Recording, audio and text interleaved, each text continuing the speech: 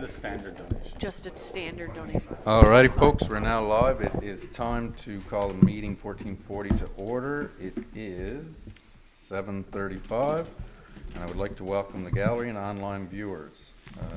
In front of you is the agenda for meeting 1440. Are there any additions to the agenda?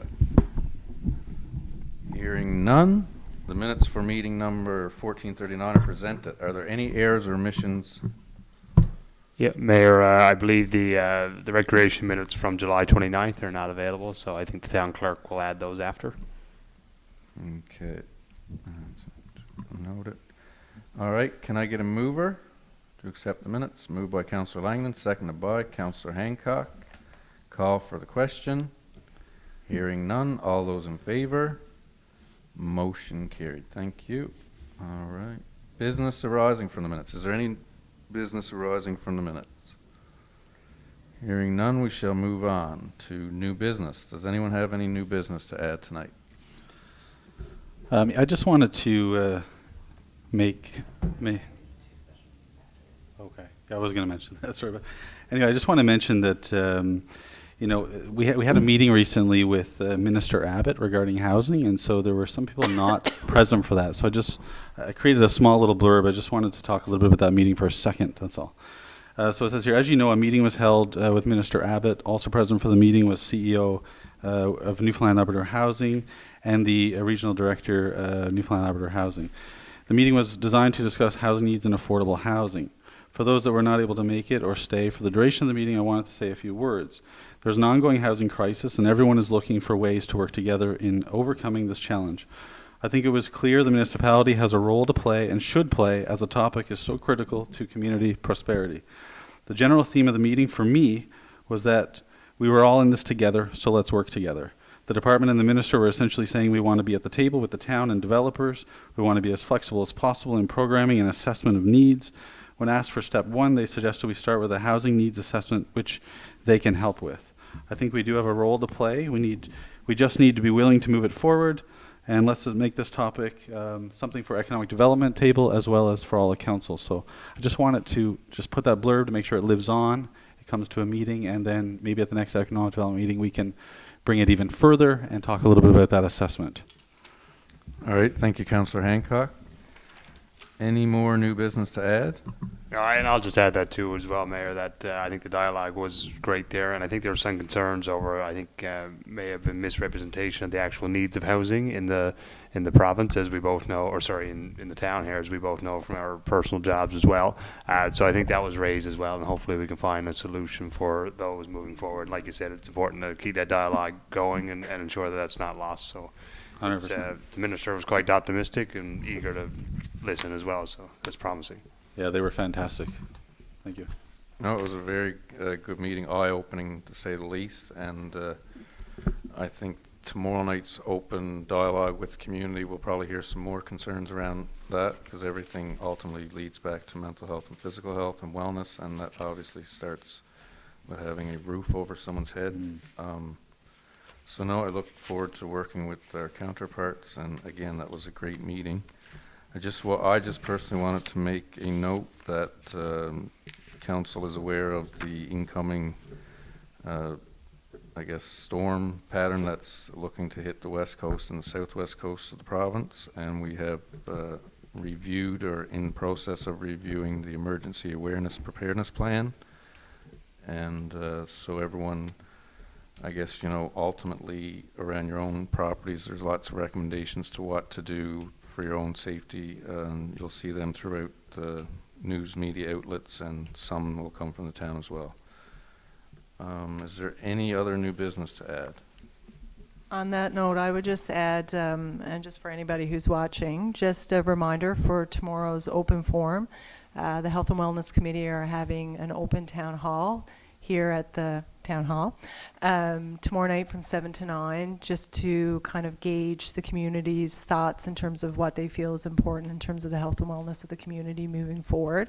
Also an opportunity for people involved in health and wellness business or in volunteerism to kind of come forth and bring forth some ideas in which hopefully we'll be able to kind of work together and promote health and wellness for the people of Deer Lake. Sounds great. I look forward to it. And again, Deputy Mayor, I'd like to say thank you for taking that back on with returning back to council and heading it up for us. So thank you for that. Any other new business?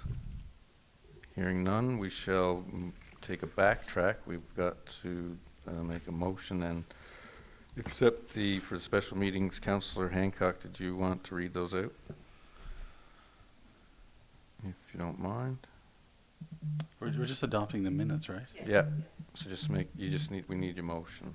Yeah, okay, just one second. All right, so a motion to adopt special meeting for August 29th, 2022. All right, and we'll just note the number, from 1439. All right, so moved by Councillor Hancock, seconded by Councillor Freak. Call for the question. Hearing none, all those in favor, motion carried. And the next one, Councillor Hancock, please. And a motion to adopt a special meeting September 12th, 2022. All right, moved by Councillor Hancock, seconded by Deputy Mayor Young. I guess this is for the clerk more so, but when the minutes go out again, there'll be a description of what those special meetings entailed, right? Okay, perfect. All right, sounds good. And transparency, that's what we need. Appreciate it. So, call for a question. All those in favor, motion was carried. All right, so that concludes that. We shall move into correspondence, which is in front of you. Childhood Cancer Awareness Month. We'll need a motion to accept that proclamation. There's a resident has concerns fireworks within the town. I'm not sure if everyone's had a chance to read the email. I will come back to that. Fire Prevention Week is October 9th to the 15th for your information. And that is the end of it for correspondence. Yeah, we shall, but before we do, I just want to touch the resident has got concerns, and I've heard it myself. I've lived through it myself with a pet. It's hard to govern, or it's hard to enforce. Obviously, MEO can't do it. But I think moving forward, we could probably look at adopting similar to St. John's and Corner Brook. It's more of an awareness for neighbors or for people that have pets. It causes quite a commotion in people's lives, and obviously the pet itself isn't granted any warning. So I'm not sure which committee will we put this to look into it further. Pardon? Okay. Can we bring that back to policy for yourself and Councillor Fitzgerald, Councillor Hancock? The policy itself would be wrote by staff. So, I mean, I don't know if we want to get a rough draft from... Oh, did it? Oh. Okay, so yeah. Well, we can review what's been created and what's been adopted or sort of adapted from the St. John's Corner Brook piece, and certainly bring it back.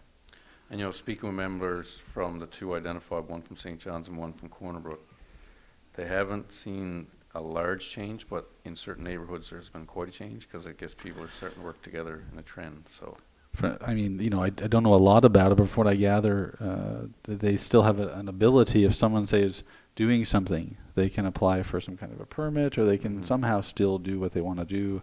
It's just more of an awareness piece, or at least they can request permission in some way. But I mean, I think it's not just limited to a couple days or something. I think that's the way the city does it, but I could be wrong. Oh, no, it's all good conversation. Okay, appreciate that. Let me see here. Let's see, we have the proclamation in front of us. Deputy Mayor Young, would you mind reading the proclamation? Sure. Proclamation, Childhood Cancer Awareness Month, September 2022, the town of Deer Lake. Whereas there are about 10,000 children living with cancer in Canada today, and whereas each year about 1,600 cases are diagnosed, over 25 of which are children in Newfoundland and Labrador. Whereas in Canada, childhood cancer remains responsible for more deaths from 1 year through adolescence than any other disease. And whereas about 1 in 4 children who are diagnosed with cancer will die of that disease. Whereas because of significant advances in therapy, 78% of children diagnosed with cancer will survive 5 years or more, an increase of almost 46% since the early 1960s. Whereas childhood cancers have close to a 75% cure rate, with leukemia leading the success charge with close to 90% overall cure rate. Now, therefore, on behalf of the town of Deer Lake, I do hereby proclaim September 2022 as Childhood Cancer Awareness Month in the town of Deer Lake. Thank you, Deputy Mayor Young. Moved by Deputy Mayor Young, seconded by Councillor Freak. Call for a question. Hearing none. All those in favour? Motion carried. Thank you. We shall move on to reports. Finance, Councillor Freak, please. The Finance Committee met on September the 14th. In attendance was myself, Councillor Jones, Councillor Fitzgerald, and Town Manager Maxine Hayden. Item number 1, the CBCL, $4,151.50 in cost shared, recommended approval. Item number 2, Brook Construction, an annex claim. Number 10 for $187,568.81, cost shared, recommended approval. Item number 3, Rough Waters Gravel Grind donation for $25 for standard donation, or we also wanted to offer them up a couple of town merchandise for prizes. Item number 4, annex change order. You'll see those in front of you with a total change order of $18,225.66, recommended approval. Item number 5, Western Pump for the main lift station, $90,330.29, recommended approval. Item number 6 was the Kids Eat Smart donation radiothon. So we got the memo for this. As you can see in front of you, a child for a month, or 10 children for a week, 5 children for a month, or a breakfast for a child for an entire year. We agreed to the $190, but felt that maybe we could donate it right to our local Kids Eat Smart program right here in Deer Lake. So that was our recommended approval. Okay, and that concludes. So we have a mover. Moved by Councillor Freak, seconded by Deputy Mayor Young. Call for a question. Hearing none. All those in favour? Motion carried. All right, thank you. Councillor Freak, if you would, accounts payable, please. Hold on now, I'm just getting there.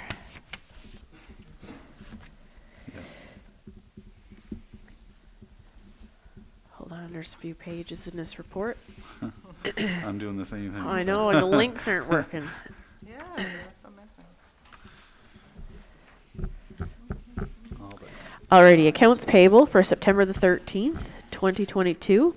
Items number 1 through, now we're going to exclude number 9. I think that's the only one we have to exclude this evening. Items number 1 through 64, excluding number 9. I make a motion to pay the accounts payable for $201,464.25. All right, thank you. Moved by Councillor Freak, seconded by Councillor Hancock. Call for the question. Hearing none. All those in favour?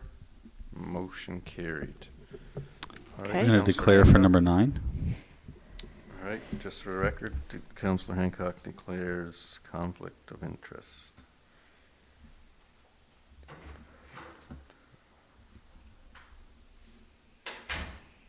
Item number 9, B&S Trucking for $2,714 for the dumpster rentals for August. So I make a motion to pay the invoice. All right, thank you. Moved by Councillor Freak, seconded by Deputy Mayor Young. Call for the question. Just wondering, were these dumpsters located anywhere specific, or is that just our standard dumpsters that we It's use the monthly. at the stadium and at the public works? Okay, thanks. All right, good question. Any more questions? Hearing none. All those in favour? Motion carried. All right, I'll get Councillor Hancock.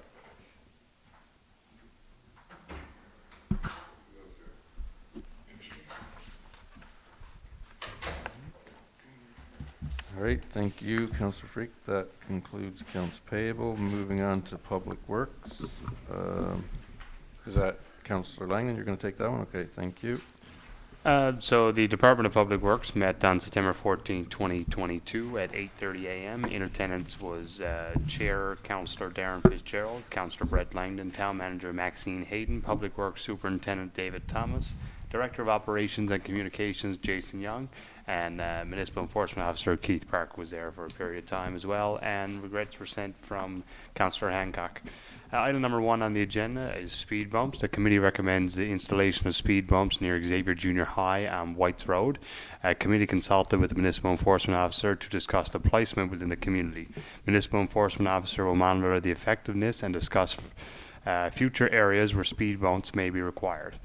Item number 2, Woodford Drive, Wallace Place ditch work. This is for council information. Public Works has completed seasonal ditch work in the Wallace Place and Woodford Drive area to mitigate issues with water along the ditching. Item number 3, winter sands, also for council information. Winter sand salt have been purchased and collected in the Public Works yard in preparation for the winter season. Item number 4, pavement patching on Trailer Court Road. Patching of pavement has continued in various areas throughout the community, including reported concerns on the Trailer Court Road area. Item number 5, Middle Road ditch work. Public Works has investigated a ditch in the Middle Road area that has been causing concern. Work is scheduled to be completed upon the approval of encroachment onto the private property. And I believe, is that completed now, David? It should be this week, I think. Yeah, so it should be completed soon. Make a motion to accept these Public Works minutes. All right, thank you, Councillor Langdon. Moved by Councillor Langdon, seconded by Councillor Hancock. Call for a question. I just got, oh, go ahead. No, you go ahead. The area located on High Street where that manhole and the area around it has dropped, we talked about that one, but was that like an insurance job, or are we going to fix that? A warranty job, sorry. Yeah. Because it exceeds the 2-year warranty? Okay. That's now 5 problems with 5 contacts.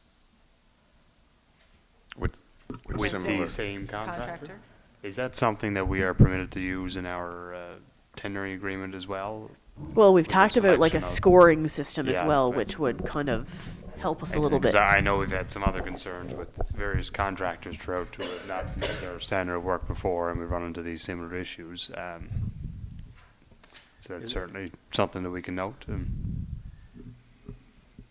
there's a process through the Procurement Act that looks at this, but I think is very hard to do. Gotcha. So that wouldn't be a justifiable reason, and depending on the severity of it. Things documented That's, to be yeah. able to go through a tender and not accept someone. But I mean, I guess it'd be a call to Procurement Act to see how you would go about it. Gotcha. So are we going to fix that though? Because like somebody's gonna lose a. Okay. Yeah. Alrighty. Just to point number 1, Superintendent Public Works Committee recommends installing speed bumps near Xavier. Is that something that you're looking at for this season? For budget 2023. Well, it wasn't in the budget for this year. When we were discussing this, we looked at, we would need to start taking them up, depending on weather, but we thought by middle of October. Put them down by beginning of May. Right, so we're almost, you don't even caught them on the road. No. First time plow goes over them, they're destroyed. Yeah. so when council's asked by public, because these are, it's in every community conference I came from. Speeding was quite a hot topic discussion in a lot of rural areas, and especially around school zones. Can we further, I guess that'll be budgetary, can we further look at the mobile campaigns too, with the rollout, the hose type? Basically, you can, they use them in traffic pattern, or traffic calming patterns to, Like realistically, right now, it would be set up for 3 spring. 3 weeks. Or We Okay, wouldn't even have them by the time to put them up, actually, yeah. okay. So what about the other things that you had created with the children, like the We are children's now spaces? down to one set. The other two have gone MIA. Oh. Okay, so have they worked though? Like, do we feel like the areas we've placed them? They have, yeah. So can we move those up towards the school for the next week or so too? One is there, We yeah. did have one, Seen it. and it went MIA over the weekend. So we're down to one out of 6. Whoa. I should say 1 of 3, but they're both saw it, right? But even from residents, or I shouldn't say residents, but people that aren't from town, that they're the ones that seem to notice them the most. Again, they're just like, you can get 3D paint for your street that appears as if a kid's playing ball in the street, but once you see it so many times, unless it's something that physically makes you slow down, right? But they do work, I think, 50% of, you'll never get as good as speed sign indicators, but there is some discussions that the province is looking at a different mandate themselves within communities, because there was some discussion at the UMC that they're looking at legislation to be able to bring in ticketing radar signs, whether you make them mobile or not. But I think the debate will go, who does the revenue stream go to, right? So that was a big discussion at the UMC. Because they were at the M&L conference, and she talked about, here, look, this is what it would cost you to buy this, but this is what you would gain, because the ticketing would be automatically sent back through the town. Yeah, But then, how much are you gonna lose in court by challenging each of those tickets and the staffing bit of it? Is that a speeding one? A speeding one. yes, that's, no, Will we be able to do speed? the province, not in this province as of yet, but That's what they're learnings that I working on. took, that legislation's being worked on, that it'll be here as well, so. Yes, I know our municipal enforcement officer certainly raises that concern a lot to us, about the importance of us supporting, issuing speed tickets in our Yeah. community, so. And I s- think M&L's doing a great job on Yeah. advocating for them. Oh, 100%, but, talking to some municipalities, they don't want to get into enforcement, but or I should say what's it called, traffic moving violations. The MEO here figures if he had that back, which I told him I'm in support with council, we'll write a letter to the MHA just to advocate with the Minister of Justice, but not all municipalities are on the same page. Some don't want to touch it, and some do, right?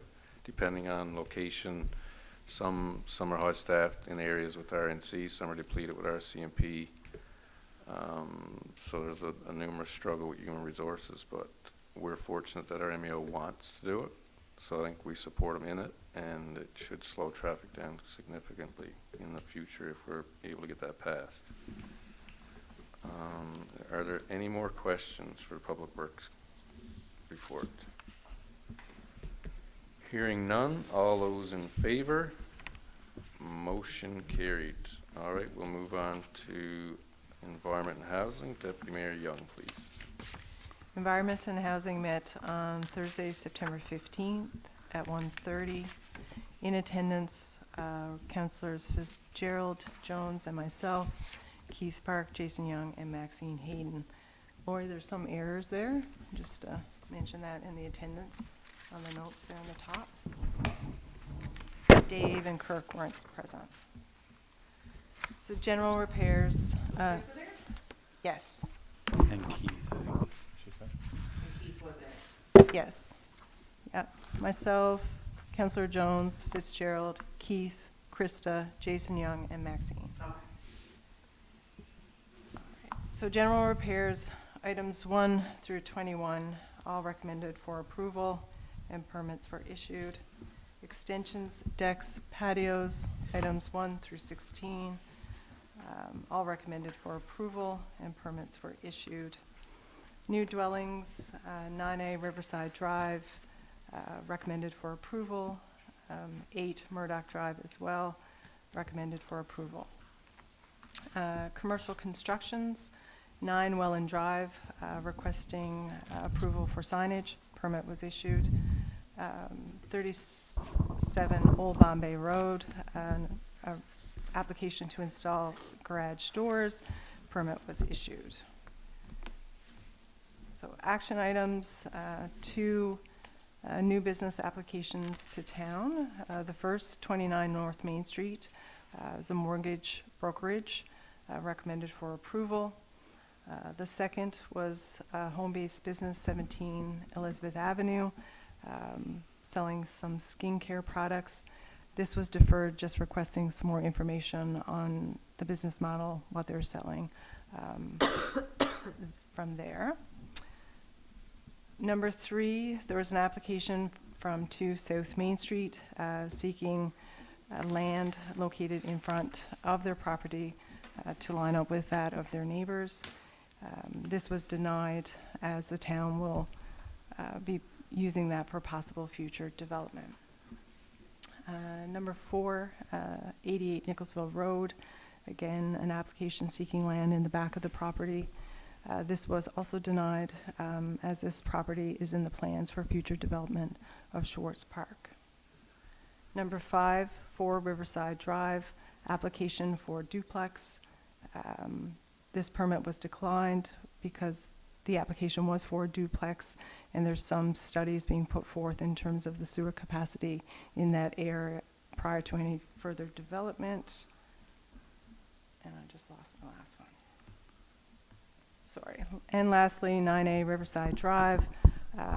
This application was approved as noted above. All right, so that concludes, right? Yes. All right, moved by Deputy Mayor Young, seconded by Councillor Freak. Call for the question. Maybe Deputy Mayor Young, just 28 Tower Road, there's shingles. I do know that was recently a sale on the home, but it looks like it's still in the old name of the previous owner there. Is that a mistake, or was that who the permit was issued to? I'm sorry. I Which seen one was that that, as well. sorry? That's 20. That's for general repairs, 28 Tower Road for shingles. Yeah, Maxine would have the permit there in front of her. it just could be a matter of changing the name because that house was sold. The name changed, yeah? Yeah, Gotcha. I'm just wondering if would the permit be issued in the old person's name, or was the it should have been changed, but that's a good note because once you list it back in, once the sale goes or comes through the town, right? Then that would change. So I'm assuming that never had to change in time. excellent? Okay.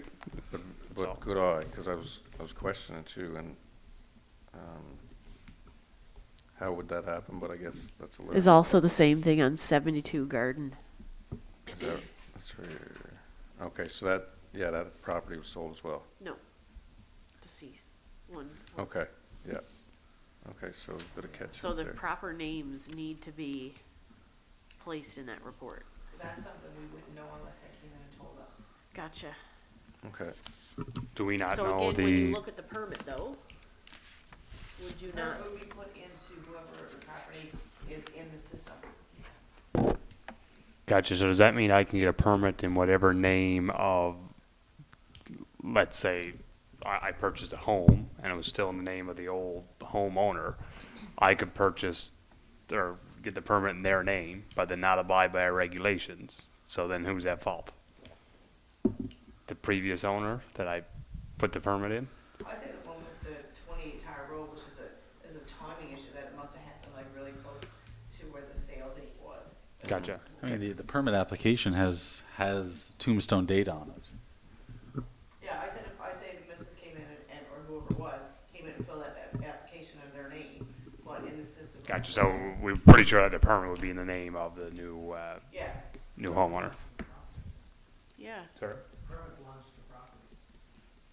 Okay, but if we're still in our system that the property is owned by the previous owner, But in our files, we don't have people's names on, for addresses. So if it's 28 Tower Road, whenever permits are drawn for 28 Tower Road, there's no names associated with it. It's for that. so can I come draw a permit on any home in the community? No. Oh, it's So good. there's a name on somebody's.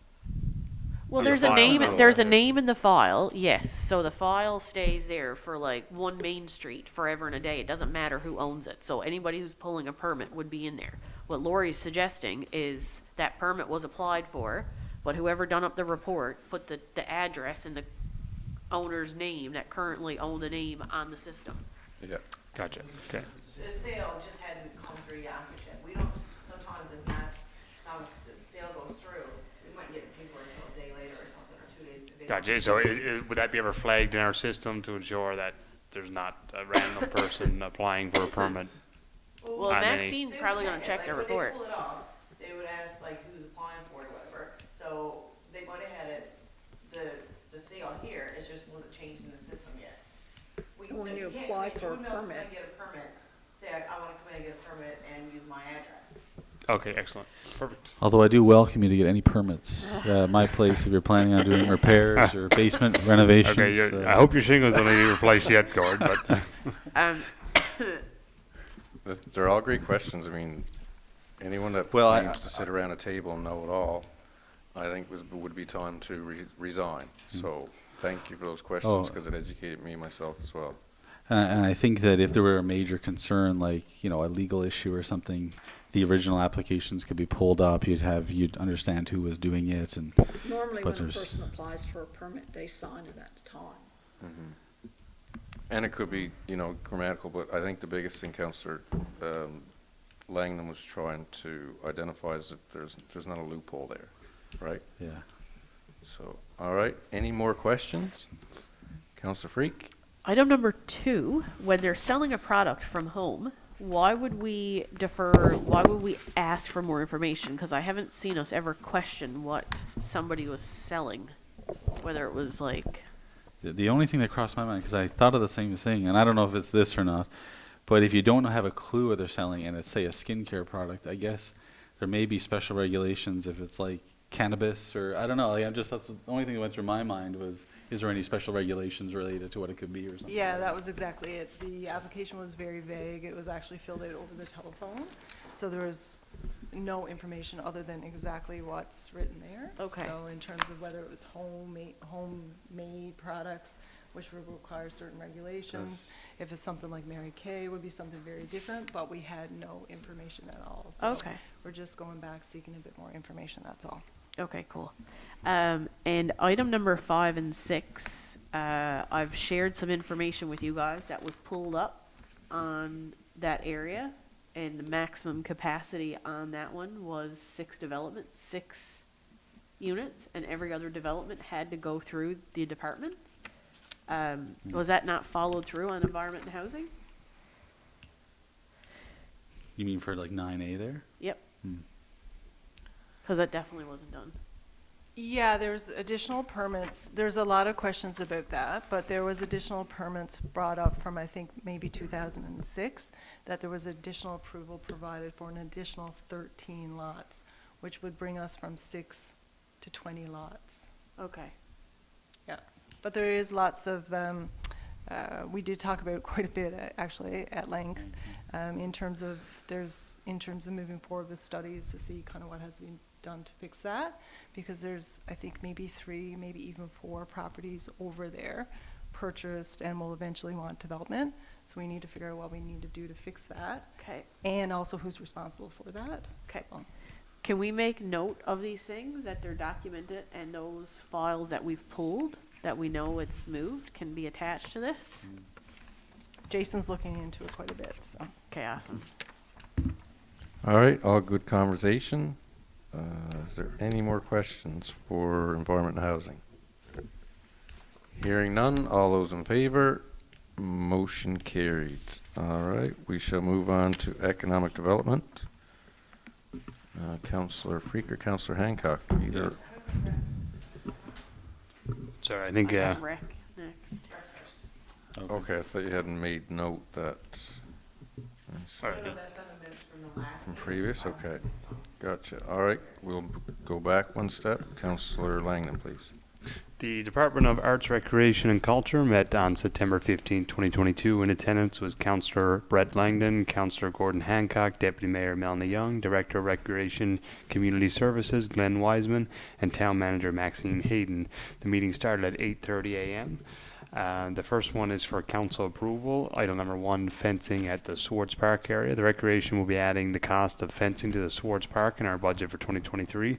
The Recreation Department has received numerous complaints and concerns about motorcycles and ATVs, UTVs crossing in front of the area, the playground, and the soccer field and other areas, and we have noted several near misses and safety concerns to children and families walking in the area. The Recreation Department will look at restricting access to vehicles in front of the playground, as well in between the soccer field and ball field and the dog park. A drawing of the area is attached below. The fencing will allow the same style as what is located in the parking area near the walking trail on the Northern Peninsula Highway, and most recently in the spillway area. And just wanted to note as well, we will be consulting and reaching out to the user groups in the area as well to get their feedback on their concerns.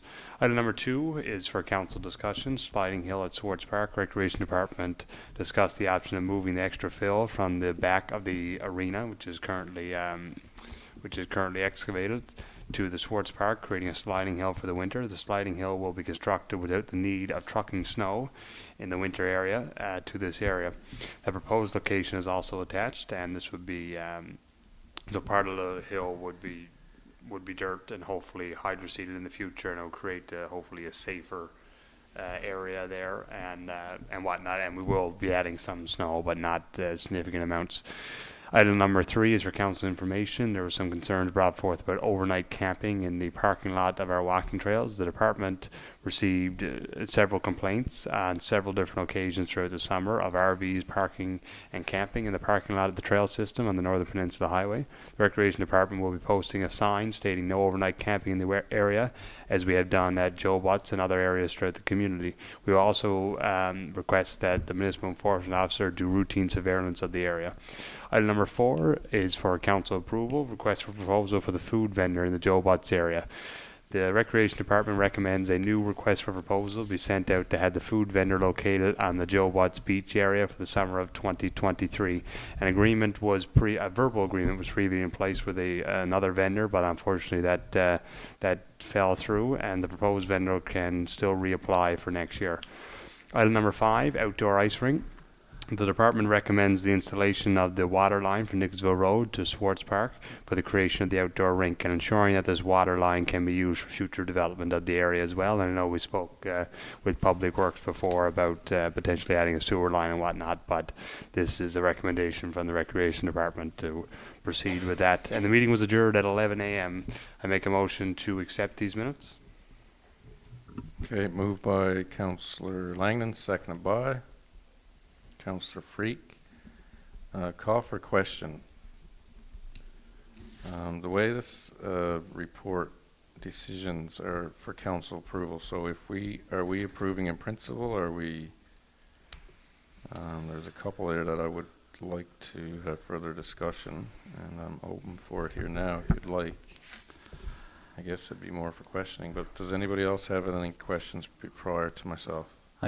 I guess like when I think about number 1 in terms of it being a part of budget 2023, I just don't know if that approval would be possible now without seeing the budget. Yeah, sorry, and just so more clarification for that, it's more so to potentially proceed with different user groups and seeing, I know the minutes might not be the clearest there in terms of what we're looking for, but it's to look into the potential option to be added and discussed at budget time as well for 2023.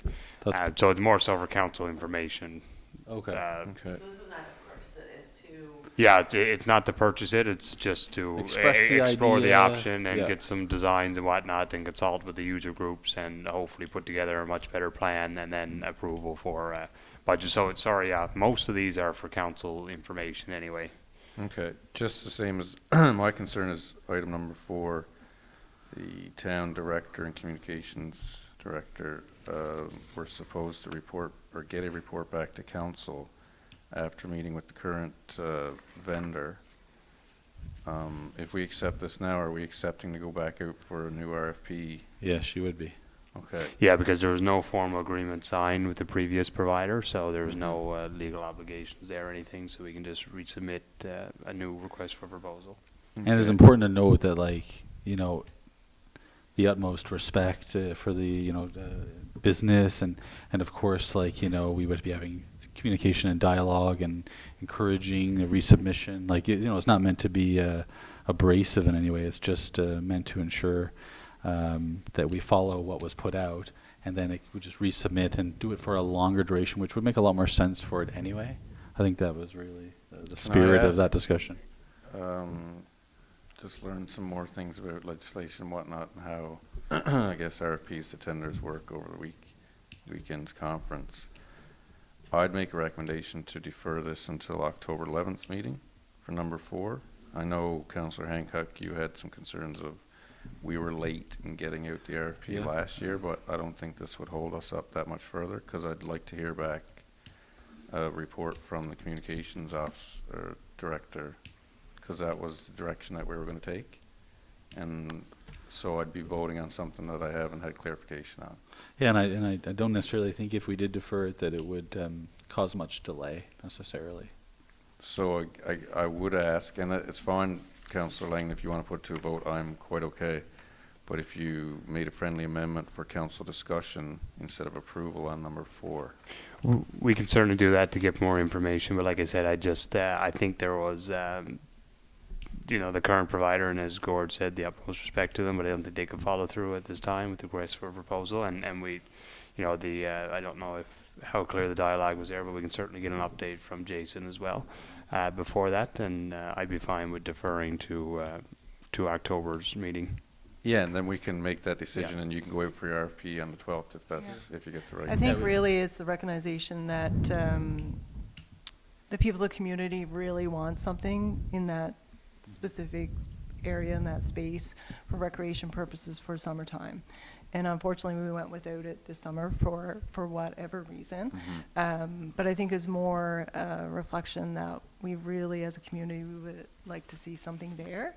And just to chat with them and see what, if they're, if they're in a place to be able to resubmit or not, but we need to move forward to put something there. And I think that was the bigger message, really. Yeah, that's correct, Deputy Mayor. Like you said, it's certainly something that we've seen. I know myself, and I'm sure many of you guys have had it asked numerous times, when is this going in the area? And it was disappointing to see that it wasn't there this summer, but out of our control as the municipality. But like I said, hopefully we can work together to find a good long-term solution for next year as well. And in hindsight, I think we've all heard the same messaging, and the importance of having it, especially for the tourism factor and the draw to one of our pristine locations, Jobot's Lookout. But just going forward, I've learned to make mistakes prior and sitting in different 2 councils, and I could see how this one could be if we don't have that information on paper from the current RFP, with the one that we had submitted to us. I certainly wouldn't want them, if they've invested money in their proposal and infrastructure for their plan, we know just as well as anybody else. We've been waiting on steel for, our annex, like this supply and demand, you can't get a garage door. So if it was out of their control and they've communicated that with our, Jason, the other thing would be, we've now accepted their proposal. If they know that the infrastructure is going to be in place early spring, that they're going to have it, the cat's kind of out of the bag. You know what I mean? Like, they've done their proposal, they've done the great ideas, it's in the council minutes, it's out in the public, and now somebody else gets that opportunity to come back with an RFP to kind of match or do that. So I think it's very unfair without that discussion. So if they're not able to come back, you know what I mean? Like, I certainly agree that But the I think the discussion should be discussion- had, but yeah. I think, and I could be wrong, Jason's not here either, but from my conversation with Jason, that was not effectively communicated by the successful candidate of the vendor, and it just, there was verbal agreements in place that were not followed through. Okay. Now, like I said, he would have a better indication on that, so I don't want to comment too much on that, but I don't think the verbal dialogue was there effectively. Good to know.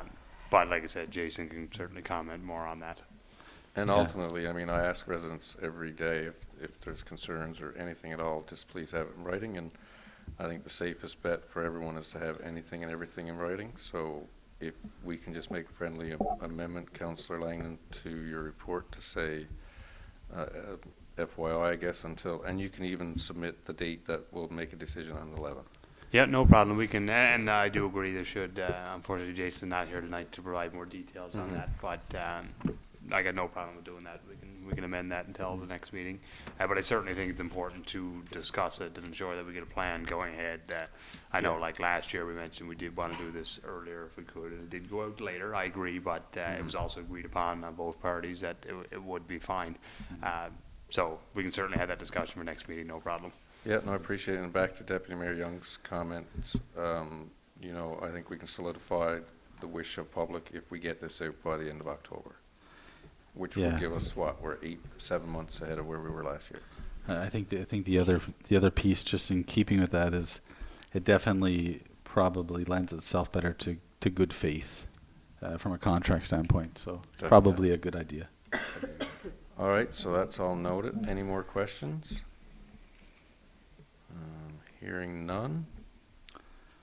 Councillor Hancock? I want to make a note about number 5. That was a big discussion around the table a couple times, and I think although we're asking for approval, I think it's certainly as long as it can occur, as long as it makes sense, as long as and I believe it's in our monetary budget as well from other aspects, and ensuring, like you said, very important to ensure that it's in line with future development in the area as well, and it's great to see that we're seeing some progress in the much anticipated Swartz Park area, you know, obviously with the ice rink being first, or just the infrastructure for that. So it's nice to see some investments, like 3 items on this list are about Swartz Park. So it's certainly exciting to see that, but like ensuring that that's within our, which we spoke before, and also it would be the help of Public Works as well. So good stuff. Any more questions?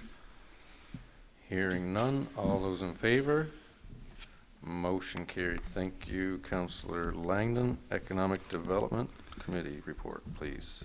Do you want me to read? Yes, the Economic Development met August 24th at 2 p.m. In attendance, Councillor Amanda Freak, Councillor Gordon Hancock, and Director of Operations Communications Jason Young.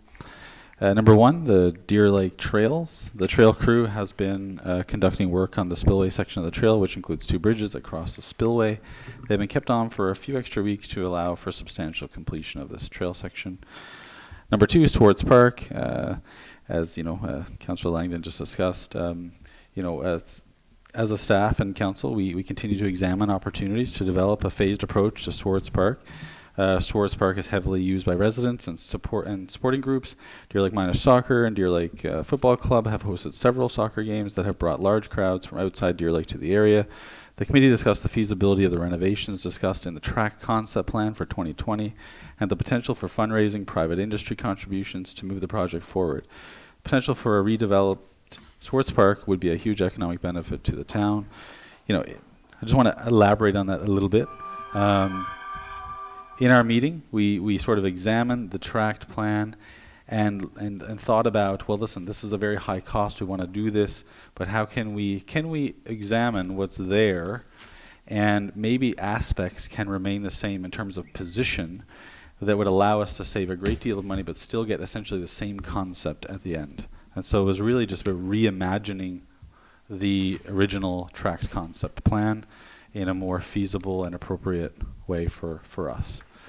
Number 3, Veterans Industrial Park. Additional parcels of land within Veterans Memorial Industrial Park are in the process of being sold. The town has been in contact with provincial and federal funding partners regarding infrastructure needs for the park. Deer Lake RV Park. Number 4, the Deer Lake RV Park held their grand opening on July 22nd. The RV park has brought significant numbers of campers to the Deer Lake area. Park operators continue to work towards enhancing amenities and services. The Corner Brook Board of Trade. Deer Lake is currently without a Chamber of Commerce.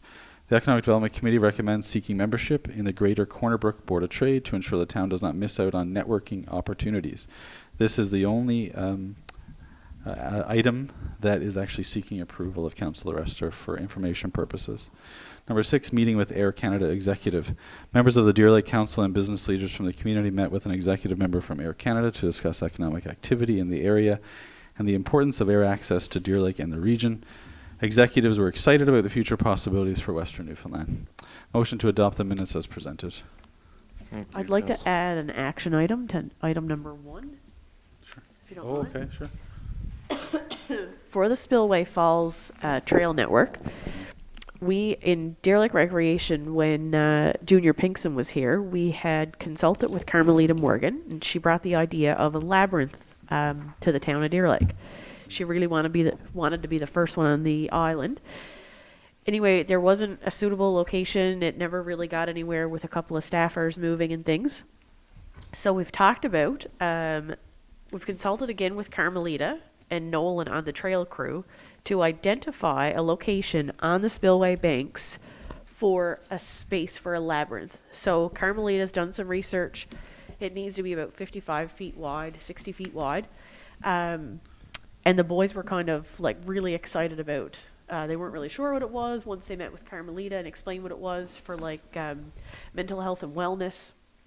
They were really excited about it as well.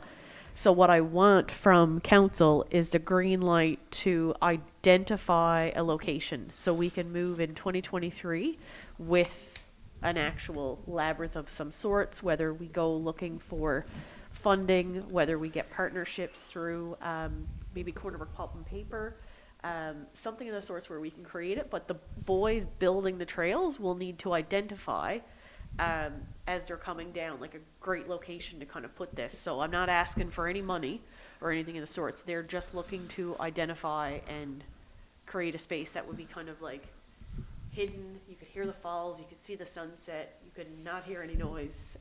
Just a very tranquil location along the banks.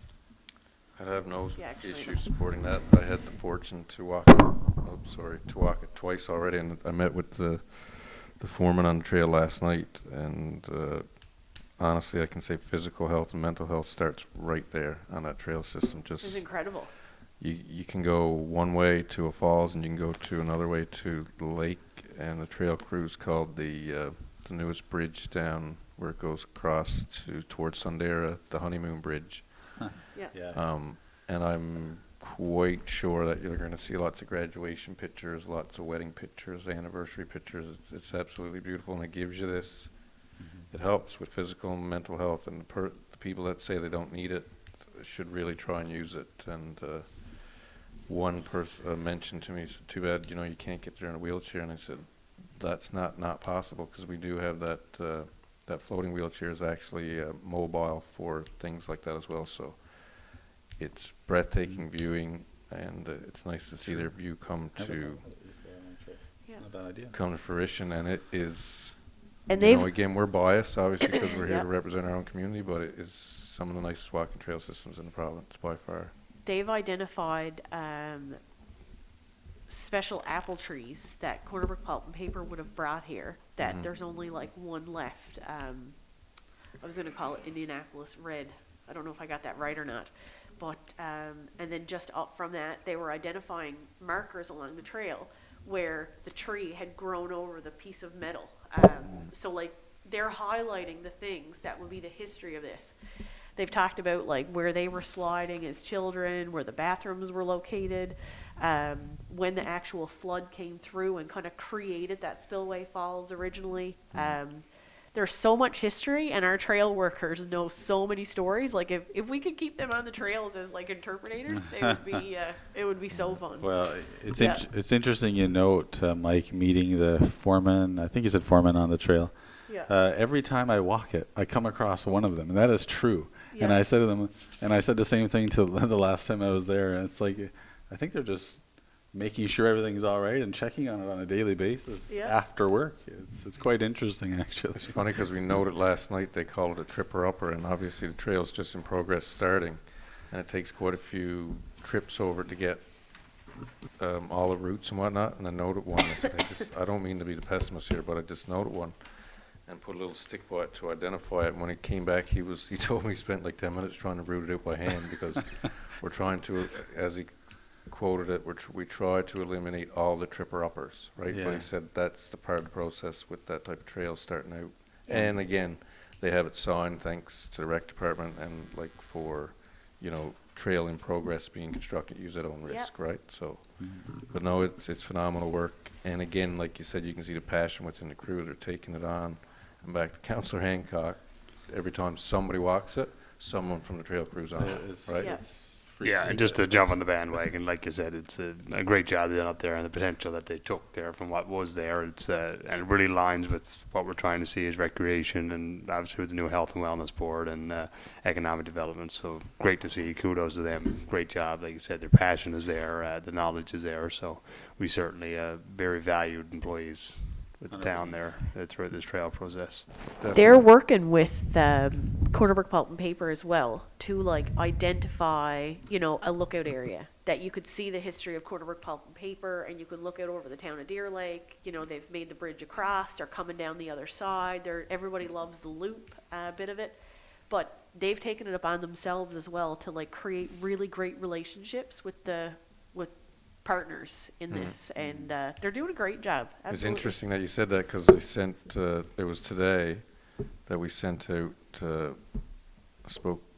in conversation with Maxine and Jason, and the Deputy Mayor and Kerry, to set up a meeting with Cornerbrook Pulp and Paper Yeah. sooner than later for a couple projects, because we've talked about it numerous times in the last round and we just didn't get there. So there's a couple really great ideas, and speaking to locals, I know Councillor Hancock's got one that he's really eyeing to see, and speaking with residents that were on the trail system last night, they were very much looking forward and excited to even bringing back the piece of the chute. If you notice, there's a bunch of 4x4 pinned together, and people are asking what's that for. That's actually right where the chute actually went through, so it would be back in its original destination, right? And there was a great big owl up there the other night when we were there. So like again, the bird watchers are gonna love this trail. Yeah. But you can't hear anything. Like just the tranquility of what that trail is, and it sounds like it's this big falls, and it's like, you know, it's not, but it's a great place. And I think that labyrinth could also be a huge, Definitely piece added to it, Yeah. for sure. I think so. Absolutely. All right, I'm gone off track now, so Yeah. I call for question. Now we got a mover, a seconder. Second it. All right. Any more questions or discussion? I just want to make note that the meeting with Air Canada was fantastic.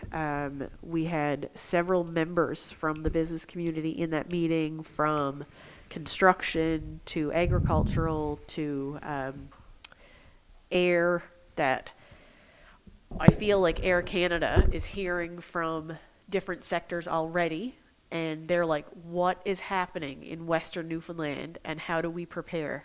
So they were really excited to kind of get in the room, tell us more, what do you know?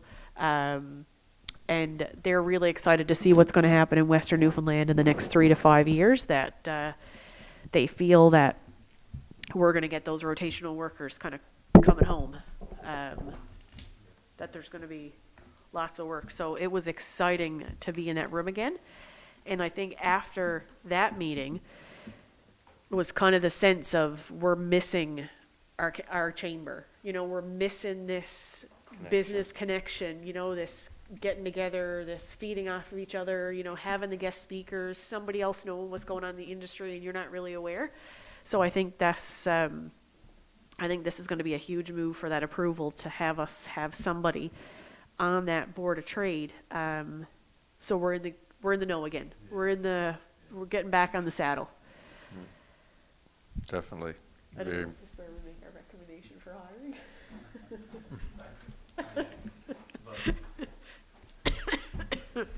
Sorry. No worries, all good stuff. Any more discussion or questions? I'm reluctant to some degree just because we've had so much, but I just wanted to say one more thing.